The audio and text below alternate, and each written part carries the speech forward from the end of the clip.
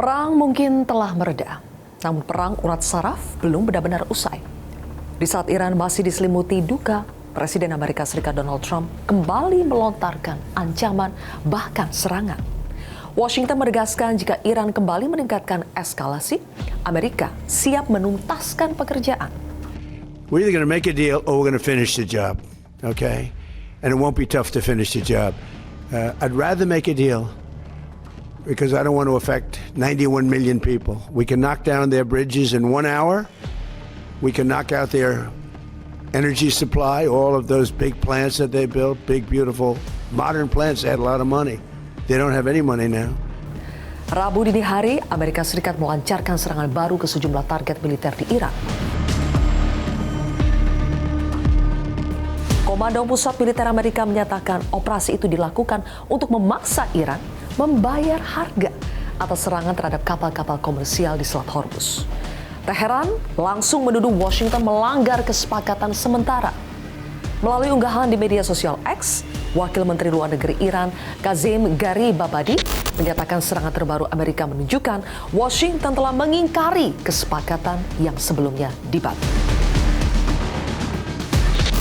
Di sisi lain, Menlu Iran Arakchi menyatakan negosiasi tidak akan berlanjut jika Presiden Amerika Serikat terus melontarkan ancaman.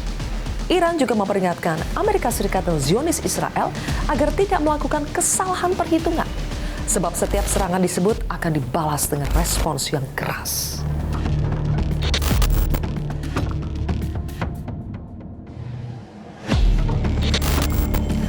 Di tengah saling ancam tersebut, dunia justru tertuju kepada Teheran. Bukan karena perang, melainkan karena satu prosesi pemakaman. Jutaan warga memadati jalan-jalan ibu kota Iran. Mereka mengantar kepergian Ali Khamenei, sosok yang selama puluhan tahun menjadi figur paling berpengaruh di Republik Islam Iran. Namun pemakaman ini bukan sekedar prosesi penghormatan. Di tengah lautan manusia, pekikan anti-Amerika dan anti-Israel terus menggema. Pesannya jelas, Iran ingin menunjukkan kehilangan pemimpin tertinggi tidak berarti kehilangan arah perjuangan.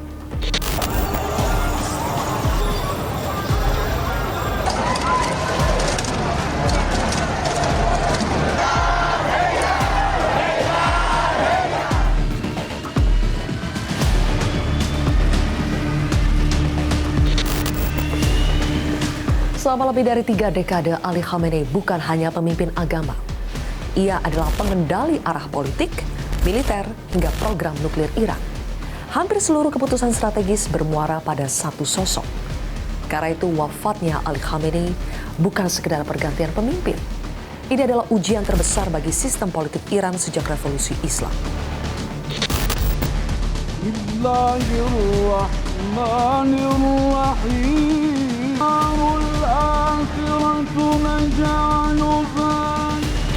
Di tengah transisi kepemimpinan, arah kebijakan Iran menjadi sorotan dunia. Akankah Teheran membuka ruang dialog dengan Amerika Serikat atau tetap mempertahankan garis keras yang diwariskan Ali Khamenei? Menteri Luar Negeri Iran Abbas Araghchi menegaskan negaranya tidak menutup pintu diplomasi. Namun Iran menolak berunding di bawah ancaman atau tekanan militer.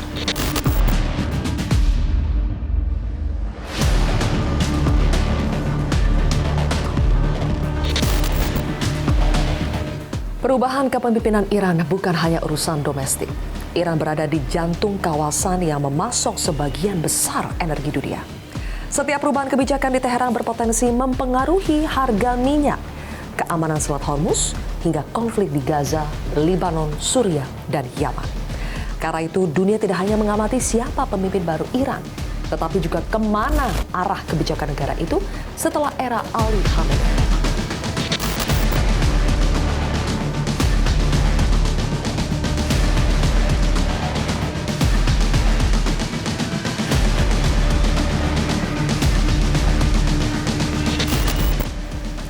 Di tengah masa bergabung Iran, satu titik panas lainnya kembali menyita perhatian dunia, Selat Hormuz.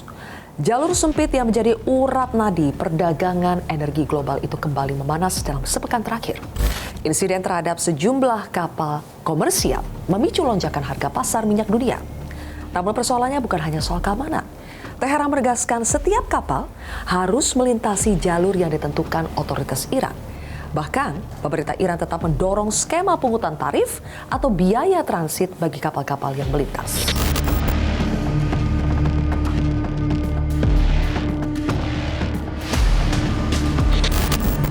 Sementara dua sumber senior Iran menyebut Teheran menganggap pengakuan internasional atas hak Iran mengatur jalur pelayaran dan memungut biaya transit sebagai salah satu syarat penting dalam negosiasi lanjutan dengan Amerika Serikat.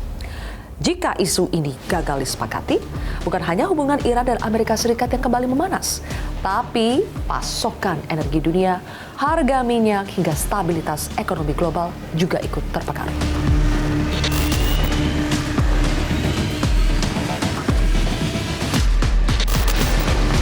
Ancaman Amerika Serikat belum juga berhenti. Respons Iran juga belum mereda. Di sisi lain, Zionis Israel diyakini akan terus mengawasi setiap langkah kepemimpinan baru Iran. Apakah kepemimpinan baru mampu mempertahankan posisi Iran sebagai kekuatan regional? Atau justru tekanan dari luar akan memaksa Teheran mengubah arah kebijakannya? Jawabannya tidak hanya menentukan masa depan Iran, tetapi juga akan menentukan wajah baru geopolitik Timur Tengah dalam tahun-tahun mendatang. Pemirsa, inilah kontroversi selengkapnya. Serangan di tengah pemakaman. Bersama saya, Zilvia Iskandar.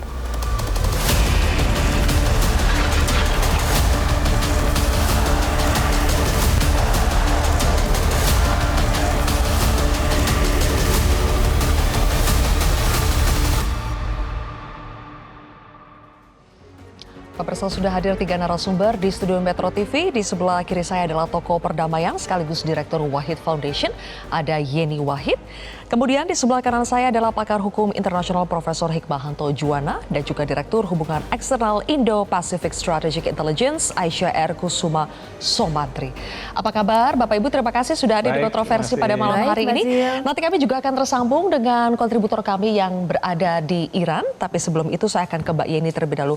Mbak Yeni, mungkin nanti kita juga sambil tampilkan ya rekan-rekan, ada begitu banyak jutaan rakyat Iran dan juga Irak yang berkumpul untuk mengantarkan Ayatullah Ali Khamenei di pemakaman terakhirnya. Apakah ini menandakan bahwa propaganda Barat selama ini Amerika Serikat dan Zionis Israel bahwa rakyat Iran itu membenci, rakyat itu menderita karena pemerintahan atau karena rezim Iran saat ini itu salah dan gagal total? Sebetulnya kalau ada kelompok yang anti rezim pasti tetap ada. Tapi saya rasa mereka melihat bahwa mereka tidak ingin solusi itu datangnya dari luar. Mereka tetap ingin solusi kalaupun ada pergantian rezim itu datang dari dalam, bukan dipaksakan dari luar seperti Irak misalnya atau Libya. Nah, ada trauma di sana ya di masyarakat Iran sendiri. Jadi mereka tetap, dan bagi mereka pemimpin tertinggi yang supreme leader Iran sekarang ini sosok yang tetap penting. Nah, yang terjadi sekarang jutaan orang yang berkumpul bersama ini memang sengaja kalau menurut saya memang upaya dari pemerintah Iran sendiri untuk memperlihatkan, untuk melakukan konsolidasi, memperlihatkan dukungan yang masih sangat masif baik dari internal maupun dari eksternal. Jadi ada efek yang namanya rallying around the flag. Jadi ketika ada serangan dari luar, maka semua orang kemudian berkumpul mengelilingi bendera, ya malah mengusung benderanya bersama-sama. Nah, Iran itu adalah orang-orang yang punya punya harga diri. Jadi mereka tentu tetap tidak terima kalau negaranya diserang oleh Amerika. Nah, jadi dalam hal ini memang pemerintah Iran memang melakukan konsolidasi juga menggunakan pemakaman ini. Dan apa yang ingin disampaikan? Pemakaman dilakukan tanggal 4 Juli, hari lahirnya Amerika. Ini kan simbol ya, sangat simbolik sekali gitu ya. Ya pesannya untuk menyampaikan bahwa kami masih bersatu, kami masih sangat kuat, kami memiliki dukungan dari dalam negeri maupun dari luar negeri. Dengan banyaknya tamu yang hadir, lebih dari 100 delegasi, delegasi dari 100 negara yang datang. Bahkan rival-rival Iran pun datang juga. Artinya apa itu, Mbak? Ya, artinya bahwa Iran, tujuan Amerika untuk melemahkan Iran ini tidak berhasil menurut saya. Karena Iran masih tegar berdiri sampai titik ini. Dan pergantian rezim yang ingin dilakukan oleh Amerika dalam waktu cepat gagal total. Nah, Iran masih tetap melawan dan Iran menjadi simbol perlawanan baru di dunia, dan banyak orang kemudian malah justru mendukung Iran melawan Amerika dan Israel. Baik, tapi Prof, baru 3 minggu MOU untuk mengakhiri perang antara Amerika Serikat dengan Iran itu dilakukan. Tapi kita lihat agresi sudah kembali dilakukan oleh Amerika Serikat di tengah prosesi pemakaman dari Ayatollah Ali Khamenei. Apa sebetulnya pesan yang disampaikan oleh Amerika? Pertama, kalau kita bicara MOU, saya punya latar belakang hukum ya. Harusnya kan itu sesuatu yang disepakati, harus dihormati oleh para pihak yang membuat MOU. Tapi menjadi masalah ketika MOU itu sudah ditandatangani, ternyata ketika Trump kembali, justru dia dapat kritikan. Tidak hanya dari para politisinya, tapi juga rakyatnya. Bahwa apa yang ada di dalam MOU itu banyak alahnya lah, kira-kira seperti itu. Nah, sementara Iran merasa di atas angin dan kemudian menyampaikan hal-hal yang mungkin tidak ada di dalam MOU secara jelas. Yang Trump komplain itu adalah jelas di dalam MOU itu diatur mengenai masalah penghapusan senjata nuklir yang akan dibahas. Tapi dari pihak Iran nggak ada cerita seperti itu. Meskipun kalau kita bicara nuklir, Trump itu mengatakan untuk senjata memang tidak boleh, uranium tidak boleh diperkaya. Tapi tadinya Trump bilang bahwa untuk tujuan damai itu tidak boleh selama 20 tahun ke depan. Tapi belakangan beliau mengatakan semua negara NPT boleh kok, kira-kira seperti itu. Tapi rakyat Amerika bilang, apa bedanya pada waktu sebelum MOU, sebelum perang bahkan dengan setelah adanya perang ini, ada MOU ini. Kayaknya nggak ada bedanya. Selat Hormuz juga nggak bisa dikuasai oleh Amerika Serikat. Bahkan Iran sekarang minta supaya dana yang di-freeze itu bisa dicairkan, bahkan minta untuk dikasih kompensasi 300 juta miliar dolar, dan seterusnya dan seterusnya. Nah, dalam konteks seperti ini, saya melihat Trump itu sebenarnya merasa bahwa kalau saya teruskan, ini nggak akan kemana-mana. Ya. Dan saya akan mendapat cemoohan. Nah, yang dihadapi adalah midterm election. Nah, dia tentu tidak ingin bahwa dia gagal di midterm election, karena itu artinya kalau Partai Demokrat yang masuk, itu akan mempermudah dia untuk di-impeach.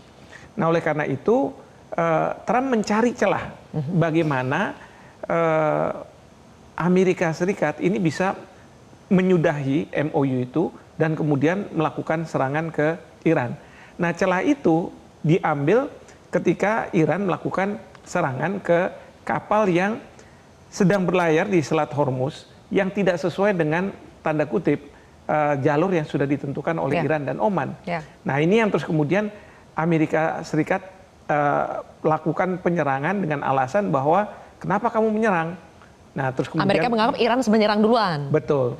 Nah, ini yang terus kemudian kita dengarlah di pertemuan NATO kemarin, di mana Trump mengatakan sudah, ini udah berakhir MOU-nya, lalu kemudian tidak akan lagi ada negosiasi. Baik. Bahkan para petinggi Iran itu dianggap sebagai mungkin sampah dan lain sebagainya. Nah, cuman satu hal, saya juga kadang-kadang saya bilang udah selesai nih. Tapi saya khawatir besok tiba-tiba Trump bilang saya masih ngirim katanya tim masih ada. Nah, itu dia. Pola itu yang sudah kita lihat 4 bulan terakhir ya. 5 bulan ini, bulan kelima ini ya. Oke, baik. Saya beralih dulu ke Mbak Aisyah. Mbak Aisyah, apakah benar MOU yang sebetulnya baru seumur jagung itu sudah berakhir kalau berkaca dari pernyataan Trump yang terakhir? Mungkin kita harus samakan perspektif dulu. Kalau MOU yang kemarin ditandatangani, ya, itu merupakan sebenarnya baseline untuk bisa melakukan confidence building measure, lalu kemudian trust building, dan pertukaran informasi di antara kedua negara. Karena kita lihat di sini, selama eskalasinya masih ada, maka kemudian negosiasi seperti apapun yang dilakukan dan mau sekeras apapun mediatornya bekerja, itu akan sia-sia. Karena apa? Kedua negara ini masih berusaha untuk meningkatkan leverage masing-masing untuk bisa mendapatkan posisi yang maksimalis di dalam perjanjian akhir. Nah, tetapi kita lihat di sini sebenarnya ada permasalahan, sebenarnya perbedaan interpretasi di antara Amerika Serikat dan Iran, gitu ya. Di mana Amerika Serikat sebenarnya kan terus menekankan ya bagaimana Iran ini melanggar pasal pertama, sementara Iran ini menekankan sebenarnya pasal kelima yang berisi bahwa ya menurut MOU tersebut Iran memegang kontrol. Sementara menurut Amerika Serikat seharusnya sudah berhenti tuh aksi-aksi militer, lalu kemudian harusnya ya Selat Hormuz sudah dibuka. Sudah bebas. Betul, sudah bebas. Tetapi kan permasalahannya tidak seperti itu. Bahkan kemudian dari Arakci sendiri menyatakan bahwa tidak mungkin ada pengaturan yang sama seperti sebelum perang.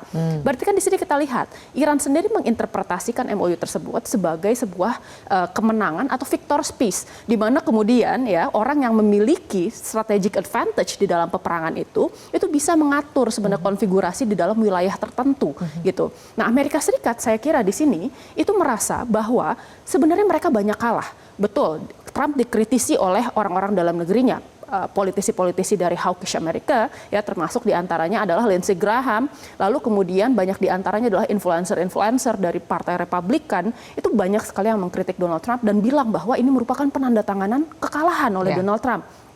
Nah, berarti kan Donald Trump di sini dia menginginkan sebenarnya ada pembicaraan lanjutan dan itu memang yang menjadi tujuan akhir dari MOU tersebut. Kita sudah tahu bahwa kemarin sempat ada pembicaraan di Qatar, meskipun ini belum bulat hasilnya dan belum ada sebenarnya ujung dari pembicaraan tersebut. Tetapi kita bisa mengharapkan di masa depan nanti akan ada sebenarnya penyamaan perspektif di antara Iran dan Amerika Serikat terkait konsesi yang mau dicapai itu seperti apa. Perspektif yang mau disamakan terkait kemudian MOU ini dan hasil dari negosiasi akhirnya itu seperti apa. Karena begini Mbak, sampai sekarang Amerika Serikat ini menyerang Iran dengan beberapa tujuan. Di antaranya adalah pertama tujuan simbolis yang menyatakan bahwa ya Iran ini seharusnya memang mengikuti keinginan Amerika Serikat. Pertama itu. Lalu yang kedua ya dia mau mematahkan sebenarnya semangat Iran dan kemudian dia psychological warfare-nya Iran. Untuk apa? Iran ini kan mau mensignal bahwa pertama kohesi di masyarakatnya masih kuat. Tadi yang dibilang sama Mbak Yeni ya bahwa ada rally around the flag behavior. Dan kemudian Iran mau menyatakan bahwa lihat ini apa yang dilakukan oleh Amerika Serikat kepada pemimpin kita. Gitu kan? Nah, di sisi lain kita lihat sebenarnya ya permasalahan yang kemudian dilakukan oleh Amerika Serikat ini juga menjadi double edged sword. Jadi di satu sisi saya kira ini bisa menguntungkan Amerika Serikat memang, tetapi di sisi lain saya kira ini membuat image Amerika Serikat di mata publik menjadi semakin buruk. Oke, apalagi serangan yang dilakukan oleh Amerika Serikat di 90 titik yang ada di Iran, terutama di Bandar Abbas dan di sekitar Selat Hormuz itu dilakukan pada saat pemakaman Ayatollah Ali Khamenei. Sebetulnya apakah itu memang sengaja dilakukan Amerika Serikat pada momentum ini karena sekarang semua mata tertuju kepada Iran? Kami akan membahasnya sesaat lagi, pemirsa, tetaplah di Kontroversi.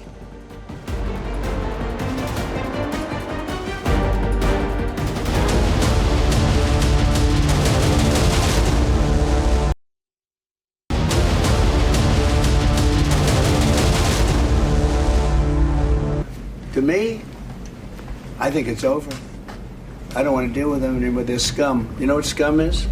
They're scum. They're sick people. They're led by sick people. And they're vicious, violent people. And if they had a nuclear weapon, they'd use it.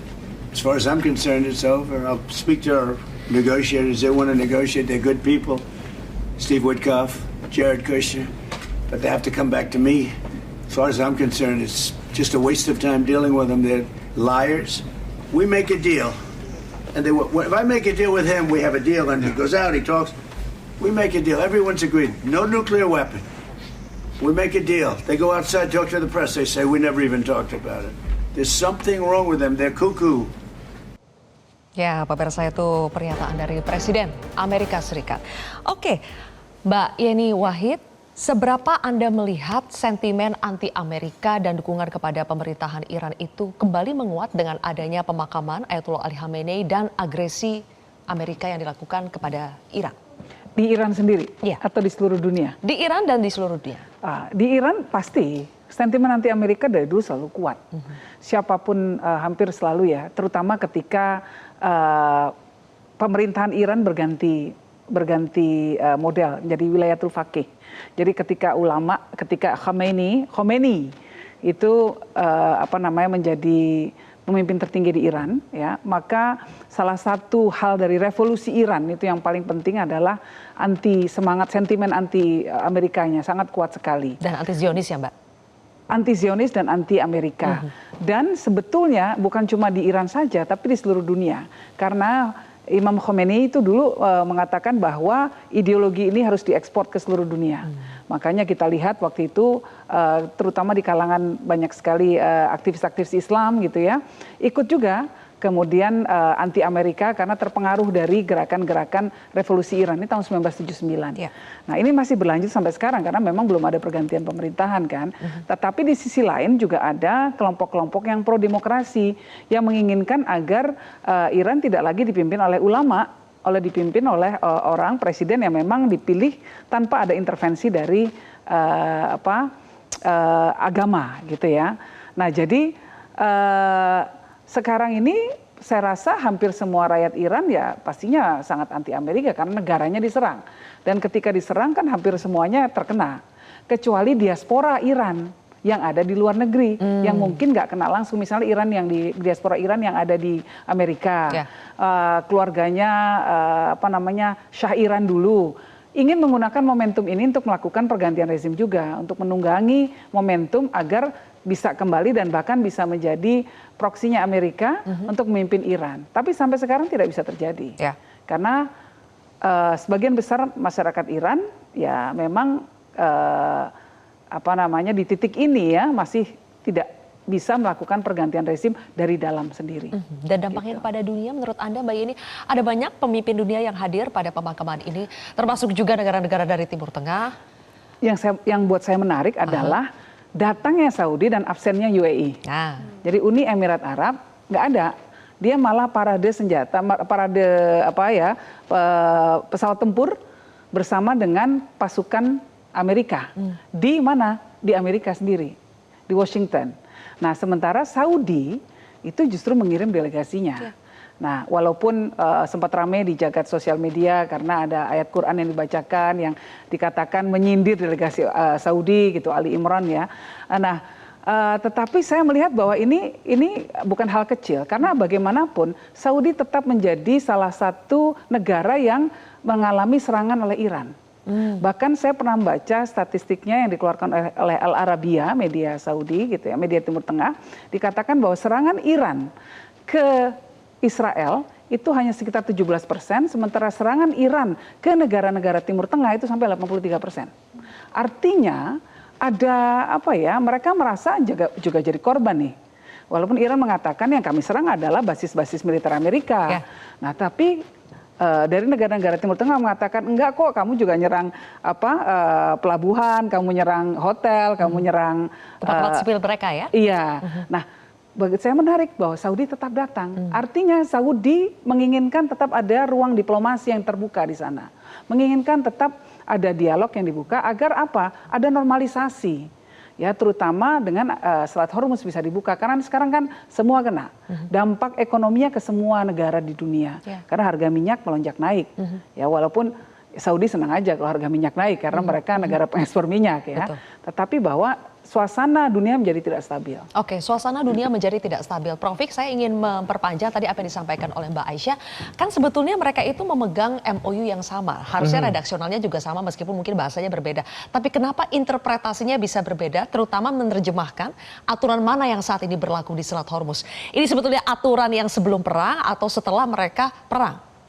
Disinilah kalau orang hukum itu melihat pasal gitu ya.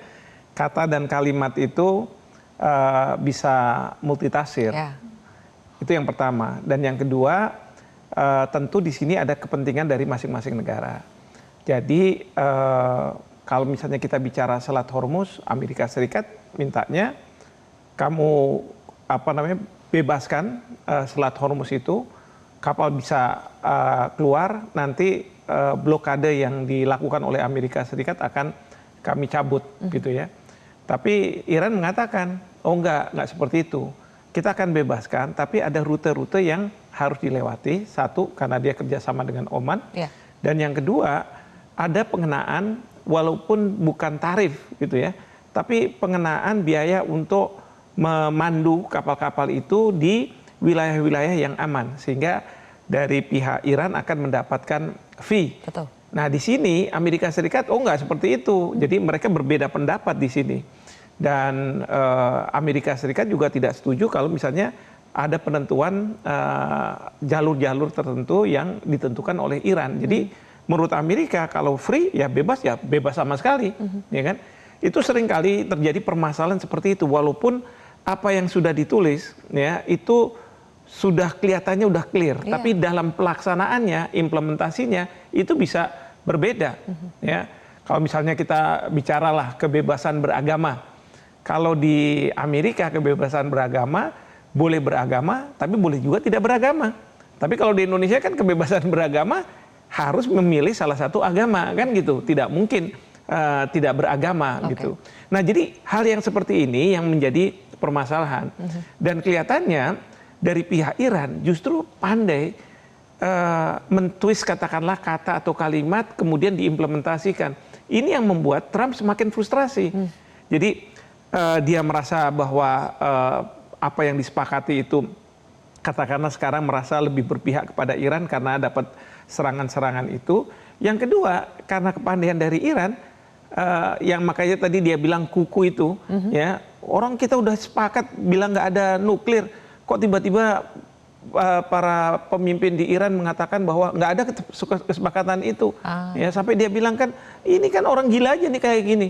Jadi dia semakin frustrasi, semakin marah, sehingga memang sebenarnya dari pihak Trump dia ingin gimana caranya MOU ini sudah segera berakhir. Tapi dia harus punya alasan tentunya.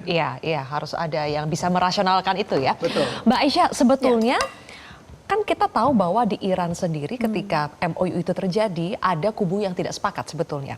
Ada katakanlah ini kubu pemerintahan Iran yang dianggap lebih tidak sekeras yang IRGC ini ya. Jadi ada dua kubu itu. Jadi apakah sebetulnya di internal Iran sendiri tidak solid dalam menerjemahkan atau dalam mengimplementasikan MOU yang sudah disepakati dengan Amerika? Ya, saya rasa di sini hampir semua pemerintahan ya pasti ini punya pendapat yang mungkin tidak seragam ya. Tetapi kalau kita lihat sebenarnya dukungan terhadap Khamenei ini masih cukup solid gitu. Karena mau tidak mau kita harus akui 14 poin yang kemarin sebenarnya disepakati ya, itu sebenarnya hampir semuanya menguntungkan Iran gitu.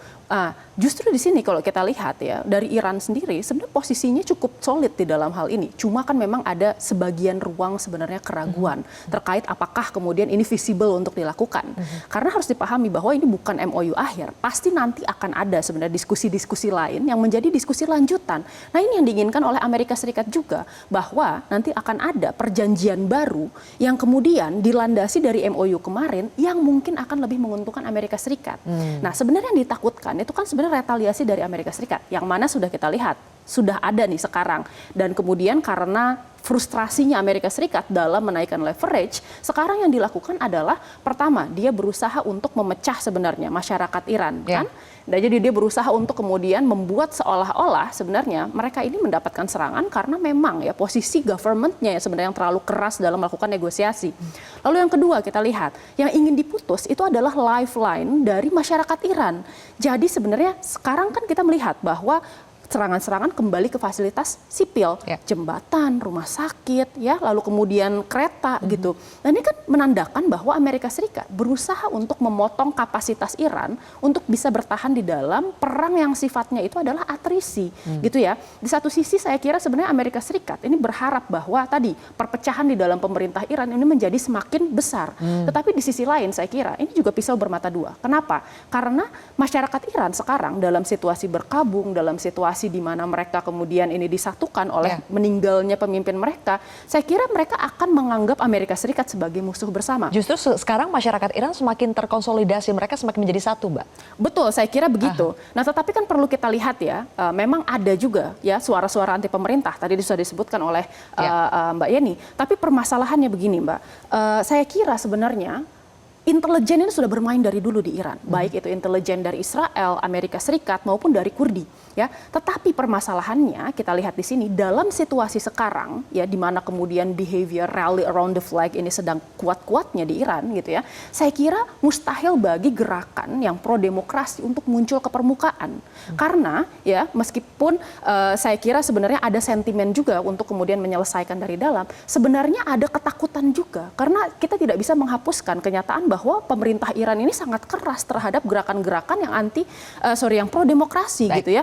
Dan kemudian kita bisa lihat juga sebenarnya dalam kondisi seperti ini ya, pasti mereka akan dianggap sebagai pihak eksternal. Ya, di mana kemudian terdapat pengaruh-pengaruh asing di sana. Saya kira sebenarnya terlalu besar resikonya, terutama karena sekarang pemerintah Iran ini masih memegang ya kekuasaan antara militer, yaitu dari IRGC dan militer Iran itu sendiri. Baik, Syah, terima kasih. Dan pemirsa, sesaat lagi kami juga akan kembali membahas kenapa Iran setelah kurang lebih 5 bulan berperang melawan Amerika Serikat dan sekutunya, babak selanjutnya dari tahap ketika Ayatollah Ali Khamenei sudah dimakamkan, kemudian kita belum melihat kemunculan dari pemimpin tertinggi Iran yang baru, Mujtaba Khamenei, tapi babak berikutnya ini akan dibawa kemana? Apakah semakin menuju perdamaian atau justru perang yang tidak berkesudahan? Sesaat lagi.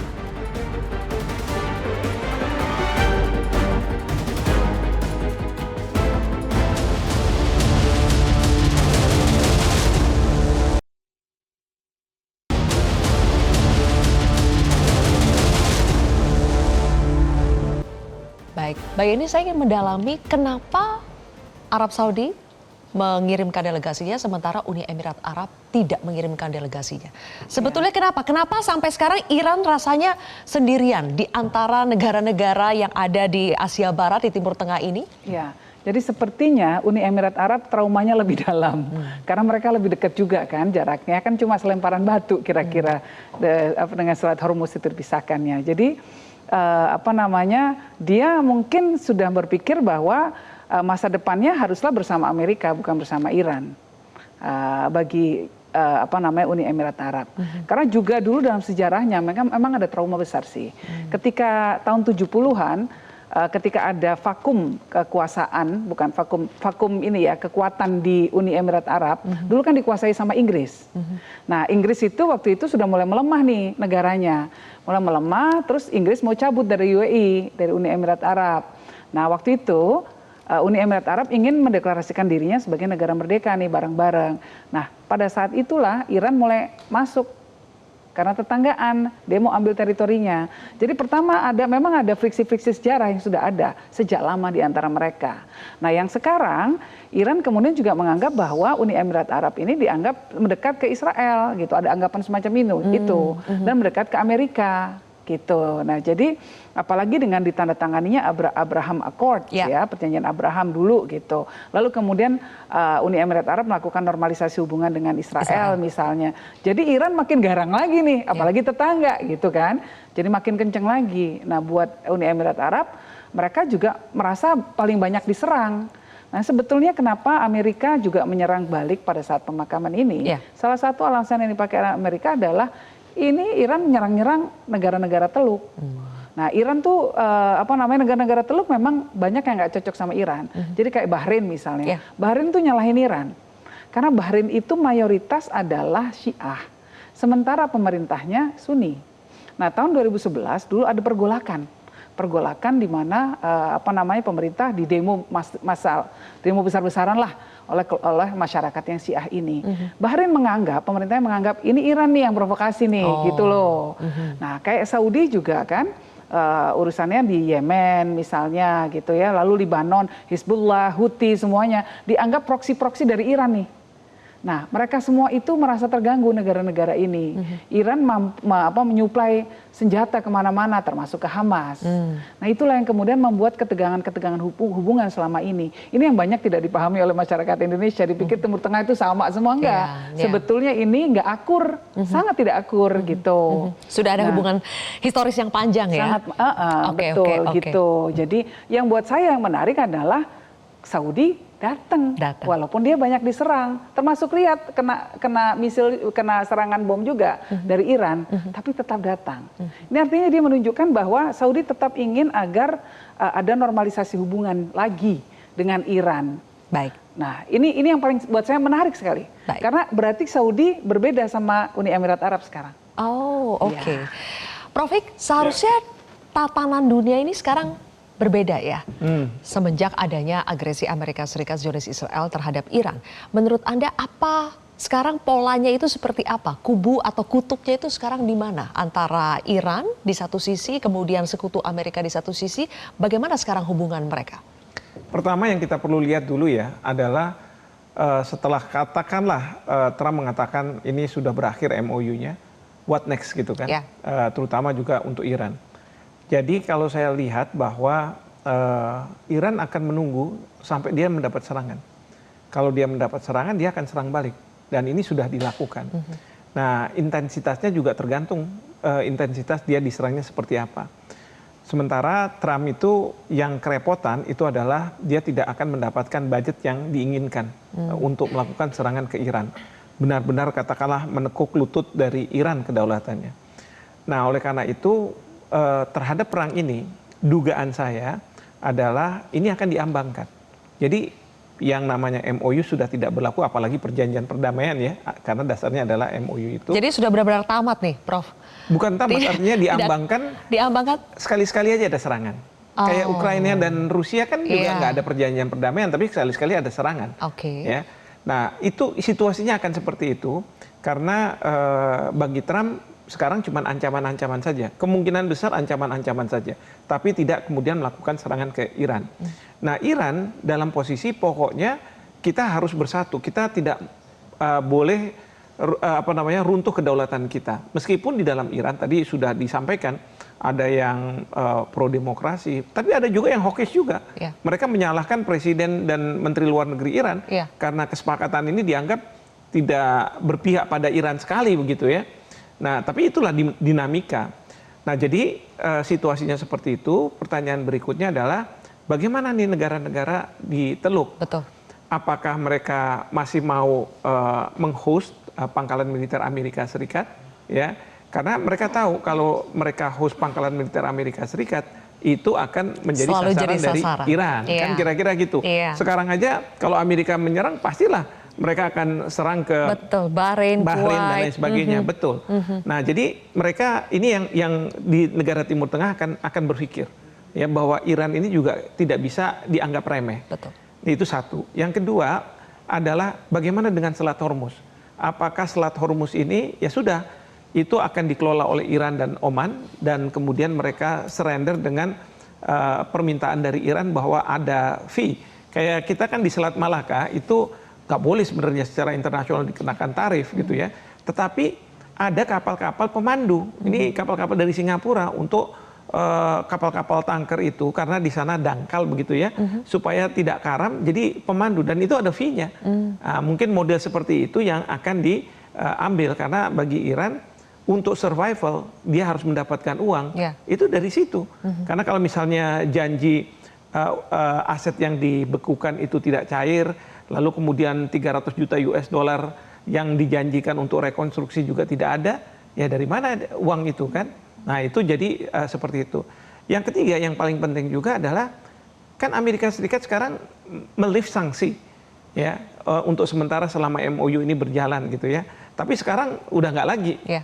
Nah pertanyaannya adalah apakah banyak negara yang akan mau berhubungan dengan Iran, ya kan? Secara terbuka, ya karena ternyata kalau saya lihat dari reaksi di NATO kemarin pertemuan, Trump ingin supaya negara-negara NATO ikut nih dalam perangnya, tapi mereka masih bilang mereka masih belum percaya nih sama Trump, sehingga yang terjadi adalah Trump tidak mendapatkan dukungan yang kuat dari negara-negara NATO. Mereka masih tetap tidak mau terlibat, ya apalagi Spanyol yang selalu dimaki-maki oleh Trump gitu ya.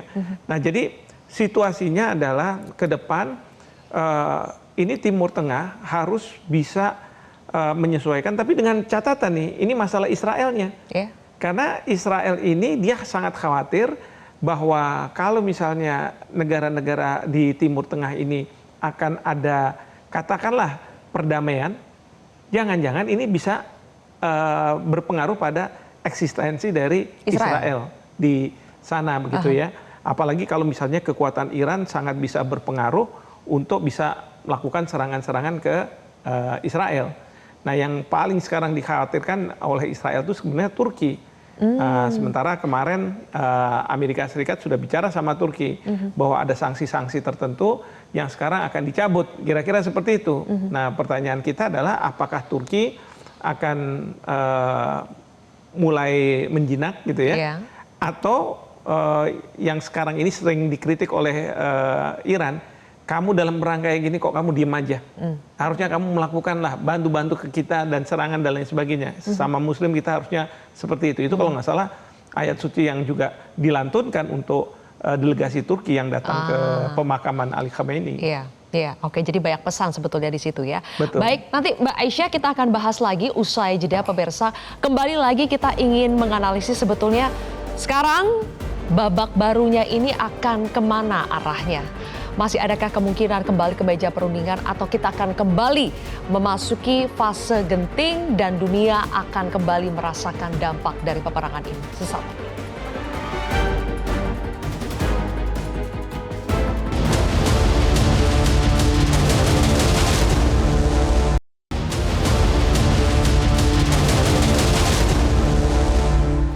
Pemirsa, perang Amerika Serikat Iran memasuki babak baru. Masihkah ada harapan keduanya kembali ke meja perundingan atau justru kita memasuki babak perang yang tidak berkesudahan dan dunia akan merasakan dampaknya, Mbak Aisyah? Saya kira di sini ada beberapa skenario, Mbak Zil.